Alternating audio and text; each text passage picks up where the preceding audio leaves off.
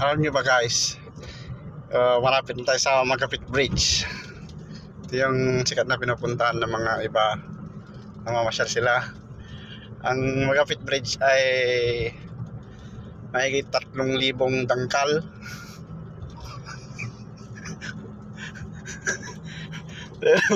Ginawa ito sa pamamagitan ng kamay ng tao at mga machine. Ito na po. Susukatin po natin to. Mga dito siguro 4,000 inches. Magapit.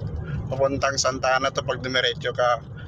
Pag sa kaliwa naman Apari, pag sa kanan Tugigaraw. Magapit Bridge. Kasaysayan to, project to ng Marcos. Dati ng tatay ni President Marcos. Salamat po.